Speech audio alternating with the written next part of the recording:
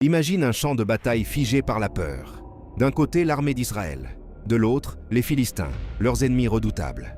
Entre eux, une vallée silencieuse où personne n'ose faire le premier pas. Mais ce silence n'est pas dû au calme. Il est causé par un seul homme.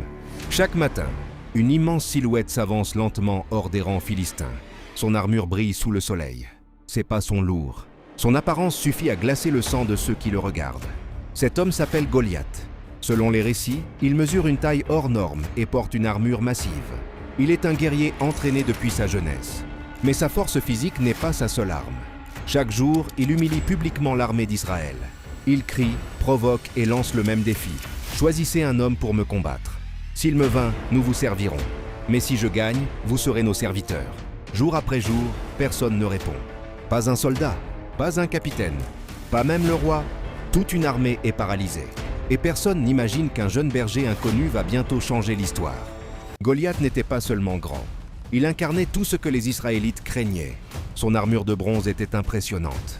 Son casque couvrait sa tête comme une forteresse. Sa lance était si massive qu'elle semblait impossible à manier pour un homme ordinaire. Il avançait avec assurance, presque avec arrogance. Il savait que personne n'oserait venir. Sa réputation le précédait déjà. Les soldats d'Israël le regardaient comme un mur impossible à franchir. À chaque apparition, le même scénario se répétait. Murmures, regards inquiets, recul instinctif. Même le roi Saül, censé guider son peuple au combat, hésitait. Le moral des troupes chutait de jour en jour. Le problème n'était plus seulement militaire. Il était psychologique. Avant même le combat, Goliath avait déjà gagné une bataille, celle de l'esprit. Il avait convaincu ses ennemis qu'ils étaient déjà vaincus. Parfois, les plus grands obstacles ne nous battent pas avec leur force réelle, mais avec la peur qu'ils installent en nous.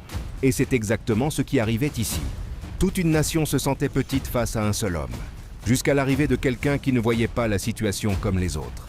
Pendant que des soldats expérimentés tremblaient, David vivait loin du champ de bataille. C'était un jeune berger. Son quotidien n'avait rien de glorieux. Surveiller des moutons, les protéger et passer du temps seul dans les champs. Pas exactement le profil d'un héros de guerre. Un jour, son père lui demande une tâche simple. Apporter de la nourriture à ses frères, engagés dans l'armée. David obéit et part immédiatement. En arrivant près du camp, il découvre une atmosphère étrange. Les soldats sont présents, armés, prêts en apparence. Mais quelque chose ne va pas. Puis il entend une voix, celle de Goliath. Encore une fois, le géant sort des rangs et lance son défi. David observe la réaction générale. Personne ne bouge. Il ne comprend pas.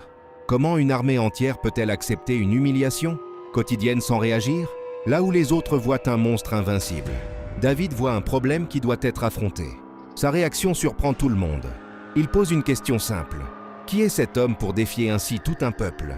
Cette question change tout, car parfois, il suffit d'un regard neuf pour briser une peur collective devenue normale.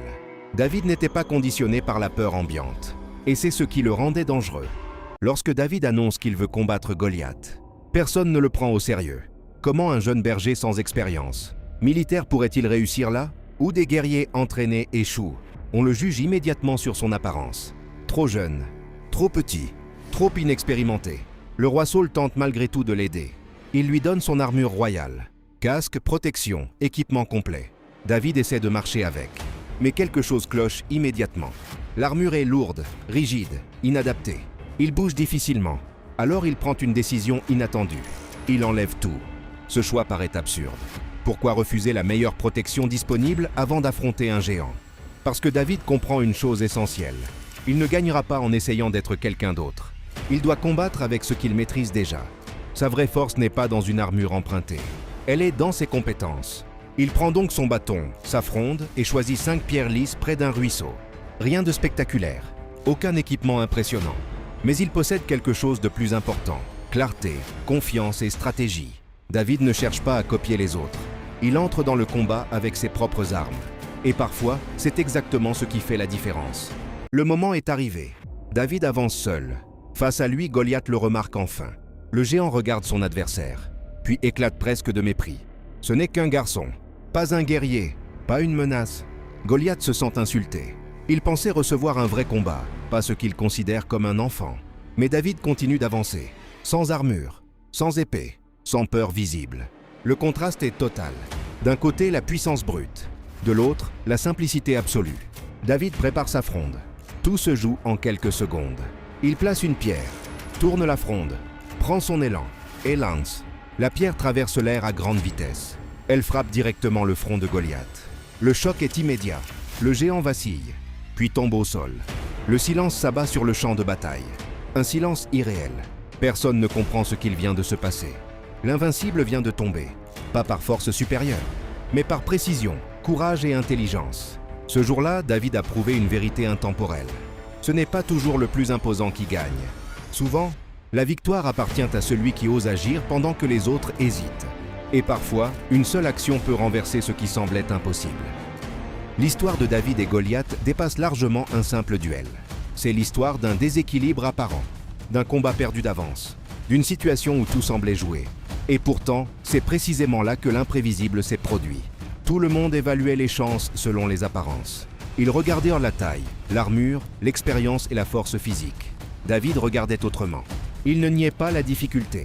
Il refusait simplement de la laisser décider pour lui. C'est peut-être la plus grande leçon de cette histoire. Nos Goliaths modernes prennent plusieurs formes. Peur, échec, rejet, pauvreté, doute, pression sociale ou obstacles personnels. Ils semblent parfois gigantesques, intouchables, invincibles. Mais comme dans ce récit, leur taille ne garantit pas leur victoire. Ce qui compte, c'est notre manière de les approcher. Avec panique ou avec stratégie, avec imitation ou authenticité, avec paralysie ou courage. David n'a pas gagné parce qu'il était le plus fort. Il a gagné parce qu'il savait qui il était. Et parfois, c'est exactement ce dont nous avons besoin. Pas de devenir gigantesque, juste d'avoir le courage d'affronter ce qui nous intimide.